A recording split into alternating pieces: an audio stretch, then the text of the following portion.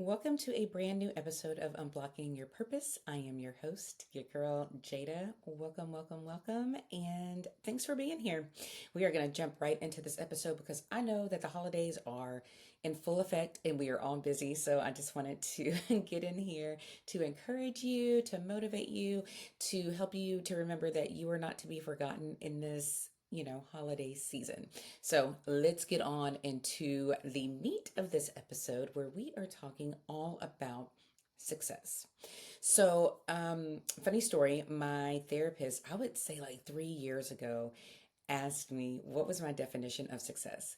And I was sitting in a different room in my house when I was on the phone with her, and I wrote it down. I just wrote success on a post-it and I put it up on a board, and it is still probably blank because I'm in a different space. But to the point of a session I had with her just last week, and she said, "Well, I know that's ever changing, right?" And she's like, "Did you ever define it?" And I was like, "No," but I think it is very important for busy women, but especially for my mama friends, because a lot of times we just take the titles, as we've talked about this whole season. We'll take the titles and then we are kind of morphing into that.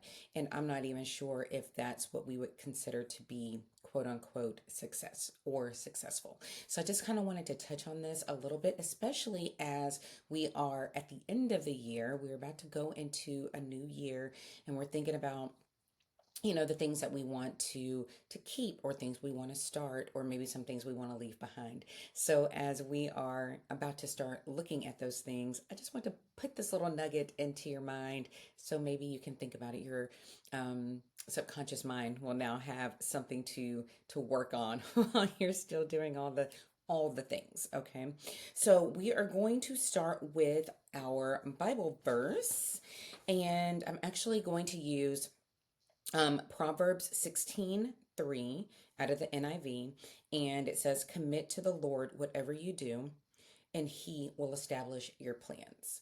And of course, we know that He has purposed in us, right? Things that we're still trying to find out and live up to, and be that beacon of light for Him in the way that He's purposed for us.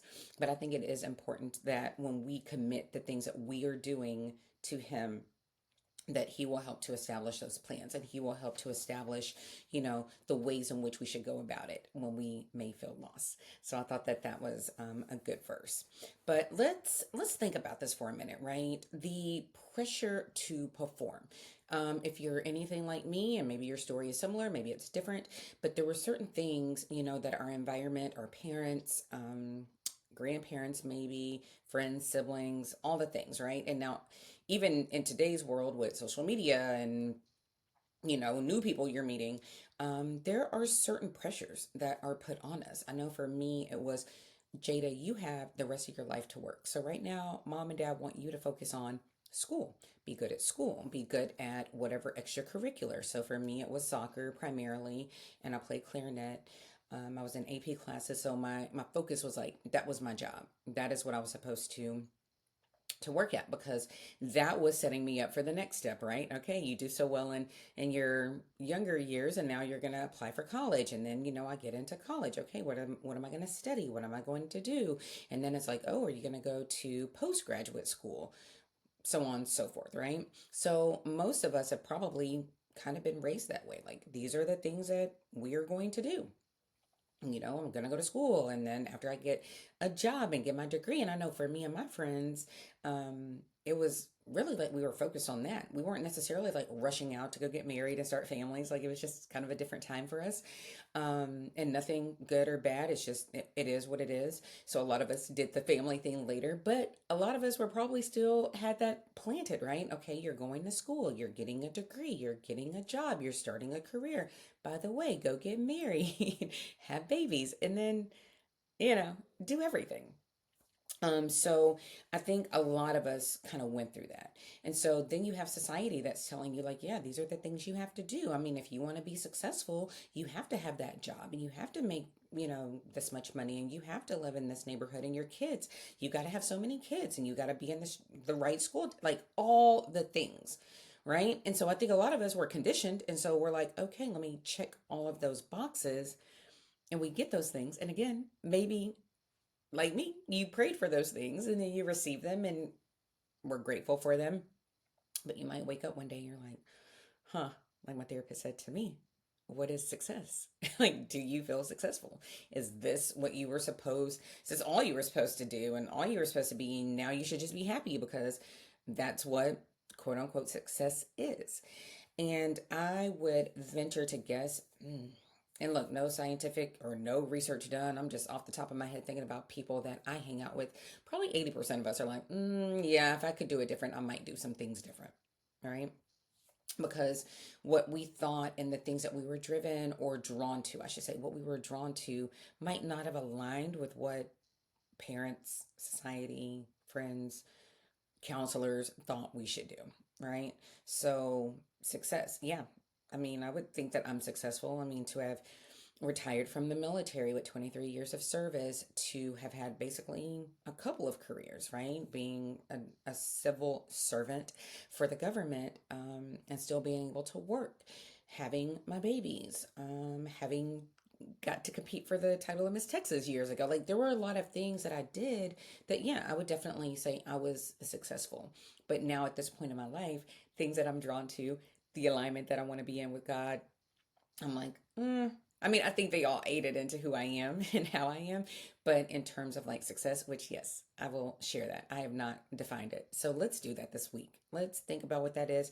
And the thing is, we'll get into this. It doesn't mean that what we think of success today means that that's going to be success in a year or five or whatever, right? So it's ever changing as we are. But a lot of times that pressure, right? That pressure of doing all of these things and being all of these people.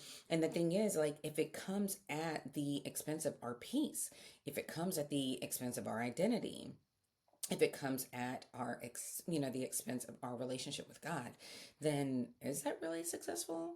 Or is that like a false, like, is it a mirage, right? For lack of a better word. It looks great, but then the closer you get to it, it's like, ooh, that's a little messy. Is that what it is? And so if that's you, no worries. We live, we learn, we grow from that, right? But that is something that I think a lot of us experienced as we continue through this thing called life. But what about when success stops feeling like success? When we look back and we're like, okay, that's great that I achieved those things, but is it really serving me now, who I am, and what my purpose is today, right? And I want you to pause and think about that. Like, I really want you to think about like, is what you thought of as successful really, is it really successful today? Think about that. And if it's not, cool. We're going to take time and we're going to take permission and we're going to take space and we're going to change that. So, you know, again, our family will sit up here and it's like, oh, well, you have the husband, so you should just be happy. You're successful because, so many people want to get married and they can't, or you have kids. And I get all that because y'all know I had to do IVF. I get all of that. And I am so grateful to have my husband and to have my babies and to have the life that I have. But it doesn't mean like if there's something that needs to change so that I can be fulfilled and I can show up in my best and I can continue to walk in my purpose, it doesn't mean that I have to just be like, well, that's it, that's all, good night. No, it means that I need to look at that, be grateful, and then continue to do the things that God has, told me to do. And I am challenging you to do the same thing, all right? So, and I kind of touched on social media. A lot of us are sitting up here like, well, look at this person and look at this. And I mean, a lot of us, our minds are, we get it. We're smart people, okay? We get it. We know that a lot of that is manufactured and it's altered and it's to make us believe those things. So if you're in this comparison, I highly suggest and encourage you to not do that. I mean, look at it for what it is if that's what you want to do, but don't feel like you are not successful because what you're looking at, you're not fitting that mold. Because, baby, you were made to be who you're supposed to be, and you don't have to fit in their mold, which is probably another mirage, okay? And I'm not saying people are not successful in doing the thing and putting that, I am not saying that. But what I'm saying is don't define yourself, what you're doing, your purpose, your identity, and your version of success based on anybody out there that you're watching, okay? Because I bet you someone's watching you and they're looking at you like, man, look at all the things that she has. I want to be like her. and they might be looking at you as successful. So live in your fullness, live in your purpose, and show up genuinely, and know that that is what matters. And God will continue, like I said, He will give you those plans. He will help us out. He will direct our steps if we're going to Him and we're asking, right? So, yeah, just know that you have to be confident and secure and just so okay with yourself, so that you continue to show up in your best and in the way that God has purpose for you. All right. So if it starts feeling like, again, if that success or that picture or that definition you had of success is not necessarily fitting for you, maybe it feels like an extra small and you need a medium, right? Like if it's not fitting, then let's shed that. Let's let that go and let's redefine that and let's move forward, because you're going to feel better. You're going to show up better, and it's going to be better for you, your family, and everybody around you. So speaking of God, I like the big G, and He has His definition of success. He wants us to be in an alignment, right? He wants us to know what is purposed in our heart because He placed it there. We've talked about that. He's placed it there. We have to live in that, right? So in that alignment. And for Him, it's like being faithful. Are we being faithful to Him? Are we being faithful to what He's calling us to do? That success for Him, us being obedient, which is hard for us, And I say us, I'm putting you up in here with me because obedience is hard.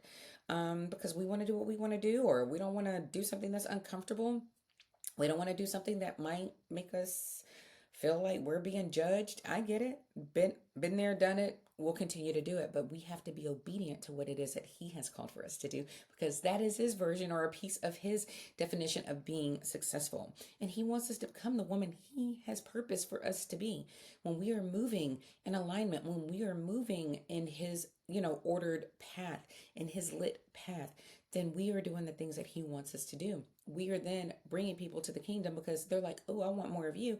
And it's really not about us. It's about Him coming through us. All right. All right. You feel me? Oh my God, a little excited right there. Didn't even mean to. So when we are showing up and doing what He has called us to do, being faithful to His word, being faithful to His directions, being obedient and doing what He has us to do, no matter what, then we are becoming who He wants us to be. And that is going to, help us to be successful in the right that He has for us. Right? I hope that makes sense. Please let me know if it doesn't. Hit me up and let me know if it doesn't. So ask yourself, who are you becoming? For me, yes, I'm a wife. We are knocking on the door of 13 years of marriage here in a couple of weeks. I am a mama bear of three, as many of you know, and I feel that motherhood is kicking my butt every day and challenging me every day, right? So there's some days and moments I feel successful and some days I don't. There are some days that I feel successful in being His wife and being His helpmeet and doing all those things. And sometimes I'm not. But overall, I know that I am a daughter of the Most High. I know that I am doing what He has called me to do. I am doing the things that my family needs. And I'm also honoring myself and doing the things that I know God has purposed me to do. And so for me, you know, that's who I'm becoming. I am becoming that Proverbs 31, right? Woman, right? That's a lot of us want to strive to be her. That is for me a lofty goal, but it's like what kind of helps me when I'm thinking of things and making decisions and how am I showing up and, saying no, knowing that that protects my space and protects my peace and protects like that second and third order effect of things that may come.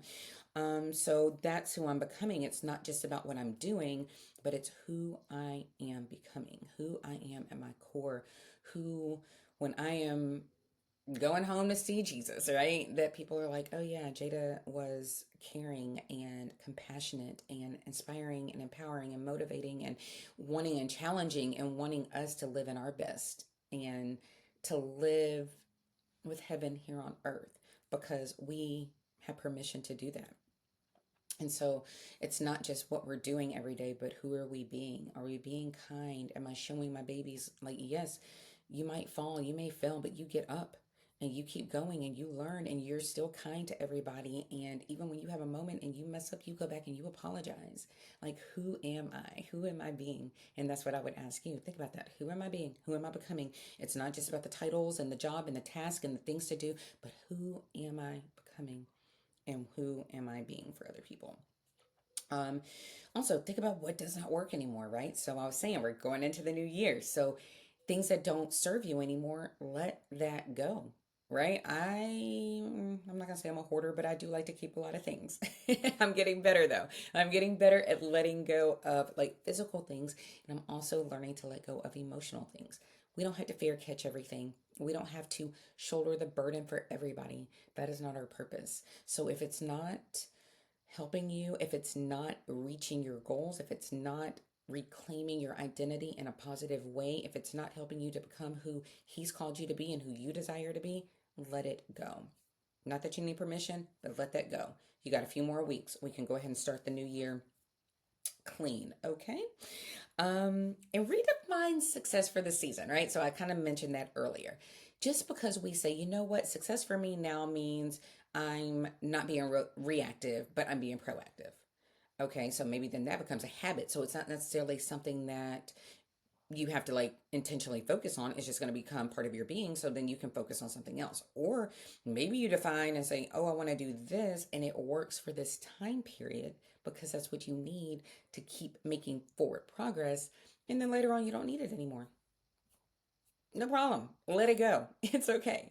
So, if there's something that you're holding on to, whether it's like something from your family, something from, I don't know, bad habits, right? Anything that you're holding on to, just really think about that. Like, is it serving you? Is it serving God? Is it serving people that you want to help? If it's not, let that go. And let's measure our success. This is just a little tip. Measure your success by the alignment, not necessarily the achievement, because we knock things off our to do list every day. I love to make a to do list and I love to make a check mark or cross it out. It makes me feel good. Yes, I got that done, but does that mean that I'm in alignment?